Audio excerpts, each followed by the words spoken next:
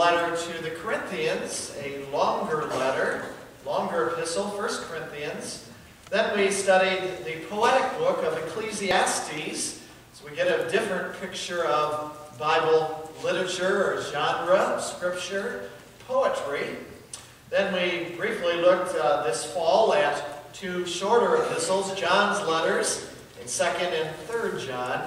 And now we return to the Old Testament for the rest of the year and beginning of 2011 as we look at Judges, second book of history. There's 12 books of history in the Old Testament, beginning with Joshua, and we'll just look at this one book of history.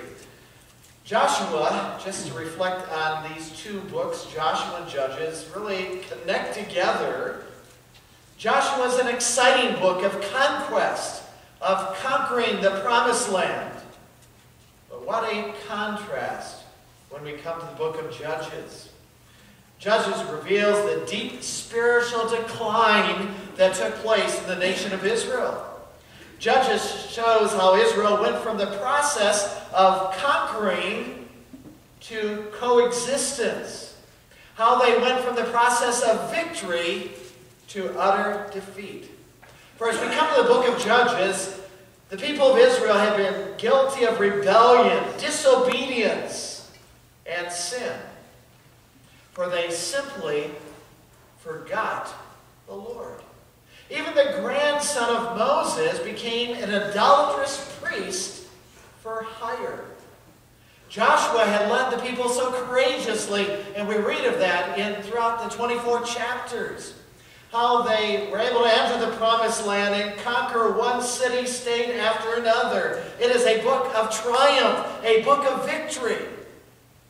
But yet Judges is the complete opposite. One of futility, one of doom, despair, and defeat. One would like to just stay in the book of Joshua, skip over Judges, where it was a dark period in Israel's history. Why did this next generation in Judges turn against God? Why did they forget the Joshua generation and a new generation turn against God? It's hard to turn our page from Joshua 24 to Judges chapter 1 without asking the question, what happened? Why were there such futile efforts and why such a decline spiritually in the nation of Israel?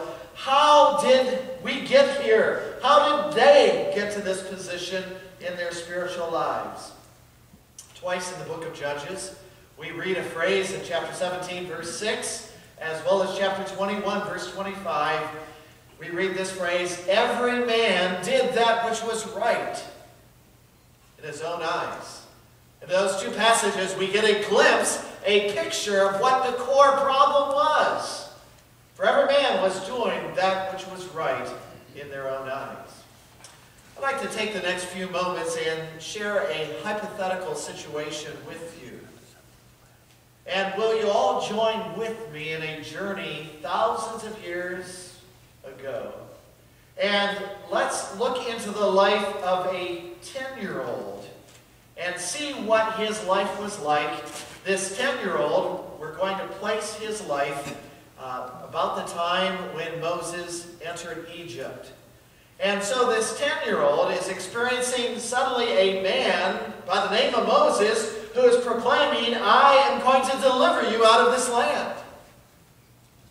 And the Egyptians wondered, who are you? And even the Israelites said, who put you in authority over us? So God gave him several signs. The best known sign was he took his rod, his shepherd's rod, threw it on the ground, and it instantly became a snake.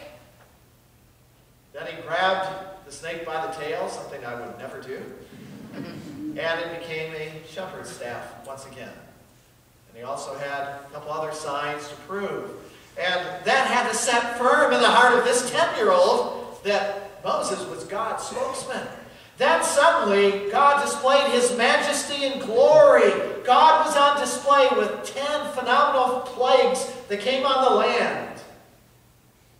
You can understand how mesmerized a 10-year-old would be by these plagues. Water turned to blood, darkness over the land, the people having boils, frogs all over the land, and the death of the firstborn child among the Egyptians, as well as any Israelites that refused to put the blood on their doorposts.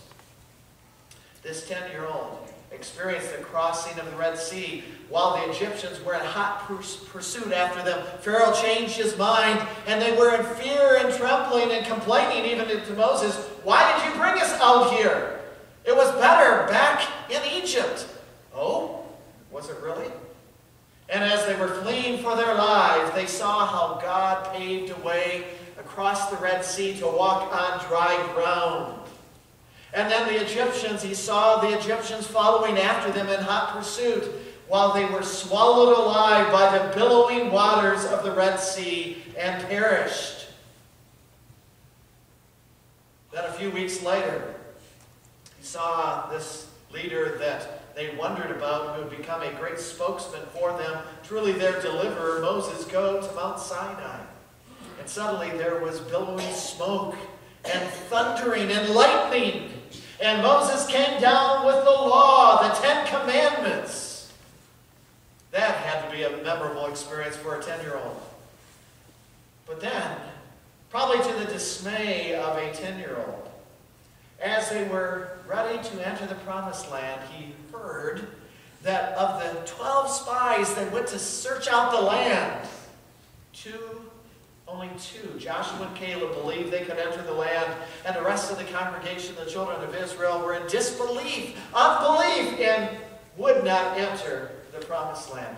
They're knocking on the door, but would not enter, refused to enter. That's a lot for a 10-year-old to consume, isn't it? To see and observe.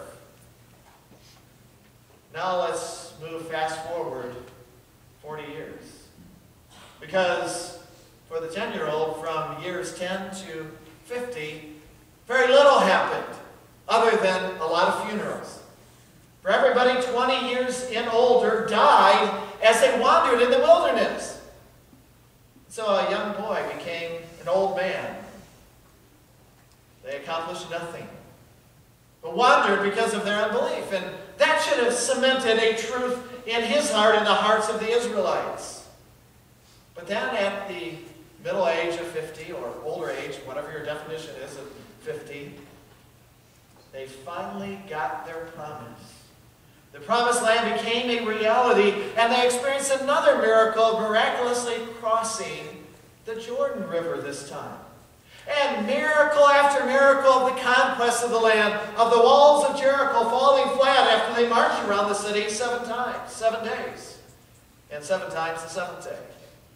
Of the miraculous hailstones crushing only the enemy.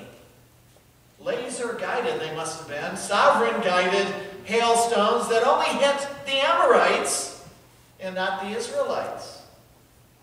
We thought we discovered something in recent years with our missiles. God knew about that program a long time ago.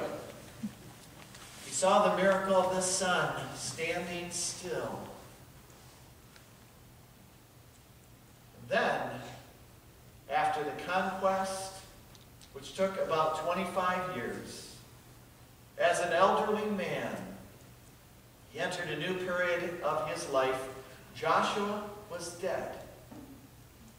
And when we come to Judges chapter 2 and 3, we find that this 10-year-old that became a 50-year-old, became a 75-year-old, saw his people turn their back on God.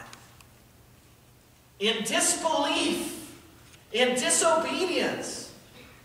And this 75-year-old man knocking on death's door could probably ask